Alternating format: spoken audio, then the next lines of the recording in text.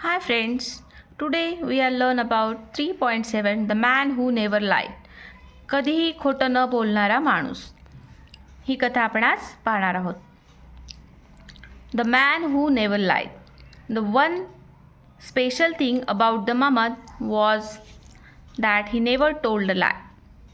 The one special thing about the Muhammad was that he never told a lie. Mohammed नावाचा जो माणूस आहे तो कधीही खोटं बोलत नव्हता. ही त्याची एक स्पेशल गोष्ट होती, एक विशेष गोष्ट होती. It's not very easy to do that. हे करणं काही सोपं नव्हतं. But Muhammad was wise man. पण महम्मद हा खूप हुशार मनुष्य होता. He kept his eyes open to what was doing on around him and choose his world carefully. Muhammad त्याचे शब्द जपून वापरायचा. He kept his eyes open. तो त्याचे डोळे उघडे ठेवून आणि सत्यता तपासून, म्हणजेच what was going on around हिम, आपल्या आजूबाजूला काय चाललेलं आहे हे लक्षात घेऊन तो त्याचे शब्द जपून वापरायचा. Choose his words carefully. He became famous as the man who never lied. तो कधीही खोटं न बोलणारा मनुष्य म्हणून ओळखला जाऊ लागला. Even people who lived 20 days away knew about him. Even त्याच्या जवळजवळ राहणारे 20 days away, 20 दिवस चालत जाऊन जेवढा वेळ लागतो तेवढ्या लांब राहणारे लोकसुद्धा त्याला आता ओळखू लागले होते. When people told the king about the Muhammad, जेव्हा लोकांनी राजाला महम्मदविषयी माहिती दिली, the king was not ready to believe it. राजा या गोष्टीवर विश्वास ठेवायला तयारच नव्हता. Bring this man to me, he said. राजा म्हणाला की मला ह्या माणसाला आणून दाखवा. So Mohammed was brought before the king. महम्मदला राजाच्या समोर आणून उभं केलं गेलं. Mohammed, is it true that you never tell a lie? Mohammed, हे खरं आहे का? तू कधीच खोटं बोलत नाहीस? Yes your majesty. हो राजेसाहेब. And you will not tell a lie in future. आणि तू कधीही भविष्यात खोटं बोलणार नाहीस? Okay, next page. Never your majesty. कधीच नाही राजेसाहेब, मी कधीच खोटं बोलणार नाही. The king looked at Mohammed thoughtfully. राजा विचारपूर्वक त्या महम्मदकडे पाहू लागला. Be careful. बघ, काळजीपूर्वक. Sometimes we don't even how the lie gets on our tongue. कधीकधी आपल्या जिभेवर सहज खोटं येऊन जातं. Sometimes we don't even know. आपल्याला कळतही नाही. How the gets on our tongue. आपल्या जिभेवर खोटं कसं आलं. Some days passed. काही दिवस असेच निघून गेले. The king called Mohammed again. किंगनी महम्मदला पुन्हा बोलवलं.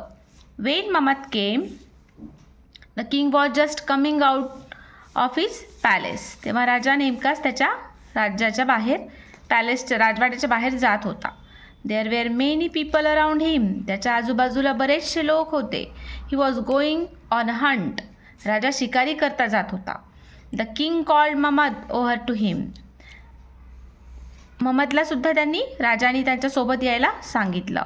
Mohammed, I am going on a hunt and then you my summer palace. The king spoke as he walk towards his house. The king called Mohammed over to him. राजाने महम्मदला सांगितलं, I am going on hunt. मी एका शिकारीवर जात आहे. Then to my summer palace. तू माझ्या summer पॅलेसवर थांब. The king spoke as he walk towards his horse. King म्हणाले की तू माझ्या हॉर्सकडे चालत जा. He held the horse mane and put his left foot in the stirrup.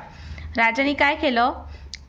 The king spoke as he walk towards his horse. He held the horse man and put his left foot in the stirrup. राजाने एक पाऊल घोडेस्वाराचं जे पाऊल ठेवण्याचं ठिकाण असतं तिथे ठेवलं आणि एक पाऊल त्यांनी त्याचा डावा पाऊल जमिनीवर ठेवला.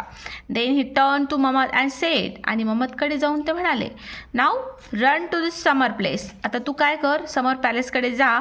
And tell the queen to prepare a big feast for me and my people. तू काय कर, आता समर पॅलेसकडे जा, समर राजवाड्याकडे जा आणि जाऊन राणीला सांग की माझ्यासाठी आणि माझ्या लोकांसाठी मेजवानी तयार करून ठेव. चांगलं चुंगलं खायला बनवून ठेव, इन्क्लुडिंग यू, आणि तुझ्यासहित. ओके, तू सुद्धा तिथे मेजवानीमध्ये असशील. हरी, लवकर जा. Mamad turn around the hurry to the summer palace. Mamad घाईघाईने समर पॅलेसकडे गेला. When he left the king began to laugh. तो जेव्हा राजाच्या तिथून निघाला तेव्हा राजाने जोराजोरात हसायला सुरुवात केली. I am not going anywhere. मी कुठेही जाणार नाही. I am not going anywhere today. मी आज तर कुठेही जाणार नाही. Just wait till Mama tells his lie to the queen. आता ममा जाऊन त्याच्या राणीला खोटं सांगेल. The next day the king went to his summer palace. दुसऱ्या दिवशी राजा समर पॅलेसकडे निघाला. Did Mama tell you to prepare to feast for me yesterday? It was लाय. राजाने राणीला विचारलं, ममादनी काल तुला येऊन सांगितलं का माझ्यासाठी मेजवानी तयार करायला? It was lie. तो खोटं बोलला. Mamad gave me your message yesterday. ममादनी मला तुमचा मॅसेज दिला. The queen answered. राणी म्हणाली. Mamad said, maybe the king will come here by noon, maybe he want. ममाद म्हणाला की राजा इकडे येऊही शकतात मेजवानीसाठी किंवा येऊ पण नाही शकत. Next page.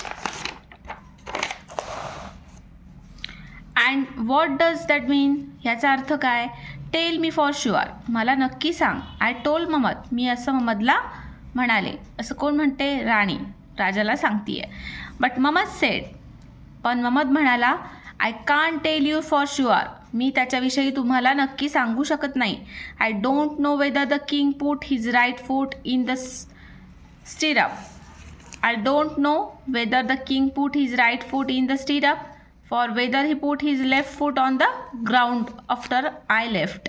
राजाने एक पाऊल तर घोडेस्वाराचं जे पाऊल ठेवायचं असतं तिथं ठेवलं होतं, पण दुसरं पाऊल मी जेव्हा तिथून निघालो तेव्हा त्यांनी कुठं ठेवलं, जमिनीवर कवर, ते मी पाहू शकलो नाही. Okay.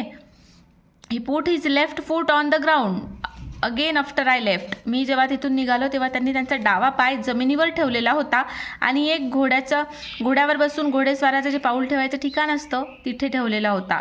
So we just waited for you yesterday but you don't come. त्याच्यामुळे आम्ही काल तुमची वाट पाहिली पण तुम्ही काही तिथे आला नव्हतात. वेन द किंग हेअर्ड दिस. जेव्हा राजाने हे ऐकलं, he was taken a back. He agreed that Mamad was really a wise man who only spoke what he saw with his own eyes. Nothing more, nothing less. बरोबर आहे. राजासुद्धा agree झाला, राजासुद्धा सहमत झाला. That Mamad was really a wise man. Mamad खरोखरच एक हुशार माणूस आहे. Who only spoke what he saw. तो खरंच त्याने जे काही पाहिलं तेवढंच आणि तेच बोलतो. स्पोक व्हॉट ही सॉ विथ हिज ओन आईज. त्याच्या डोळ्यांनी जे पाहिलं तेवढंच तो बोलतो. नथिंग मोर, नथिंग लेस. तो जास्तही बोलत नाही आणि कमीही नाही. Thank you for watching this video.